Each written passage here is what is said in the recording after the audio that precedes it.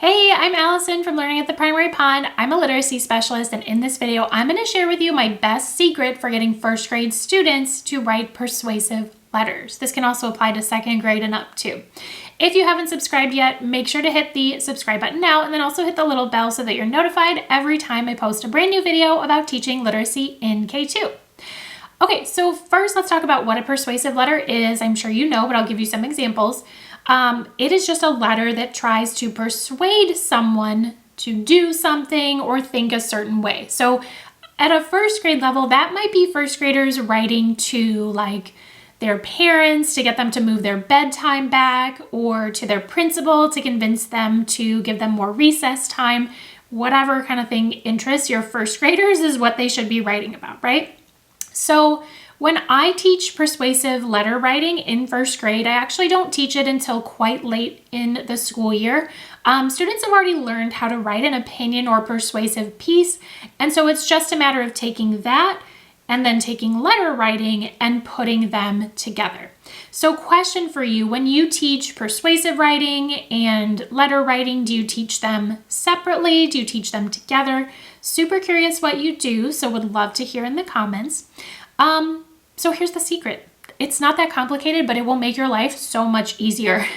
And that secret is to, and this is really true of any kind of letter writing, have some sort of visual aid with the parts of the letter broken down. Now, I'm not sure how well you can see this, but on the left-hand side here, it says date, greeting, introduction, reasons, conclusion, and closing. And this is like an actual example of a persuasive letter. So you'll go over this with students so they see the whole picture and what it sounds like. And then, here's the secret, break it down and have kids do just one part at a time.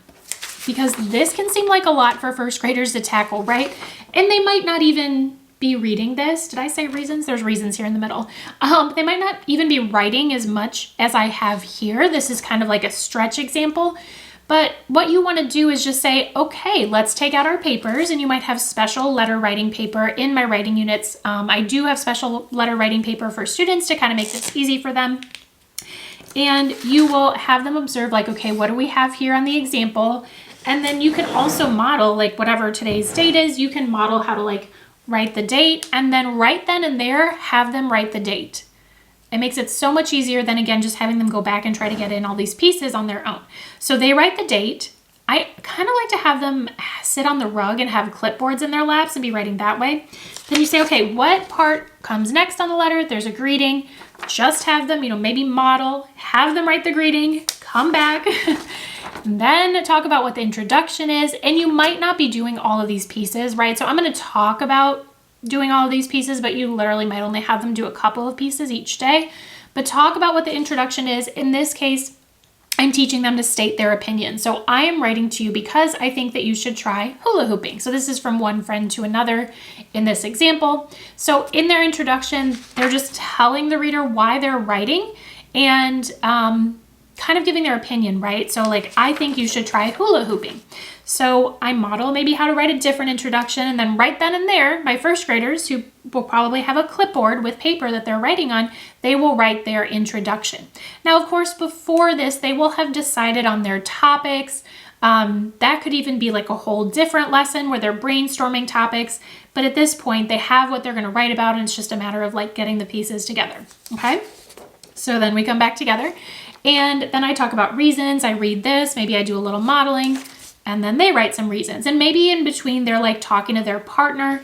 I like to have them talk before they write. So like for the the introduction, I might have them talk to plan with a partner and then write. Same thing with reasons, or even just start with one reason. Have them talk for the reasons and then have them write. And you just keep on going through the letter in this way. Like I said, this applies to any kind of letter writing.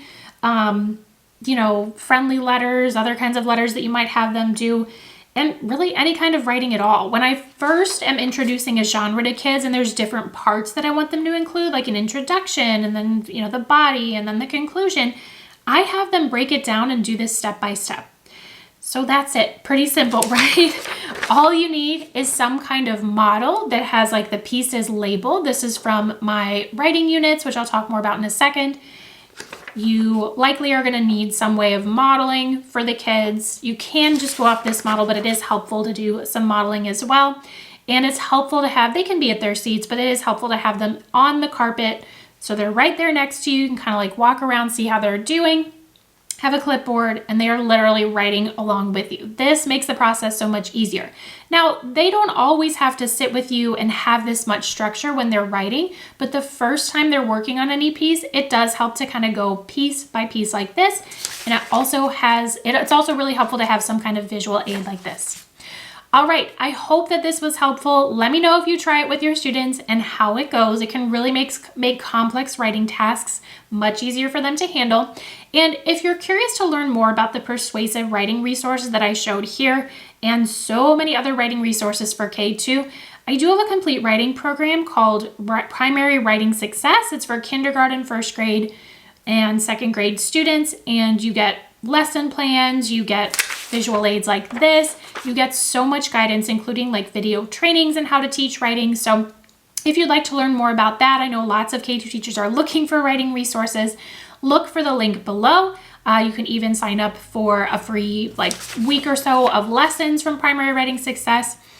Thanks so much for watching. I hope this was helpful. Don't forget to hit the like button, subscribe, and I will see you in my next video.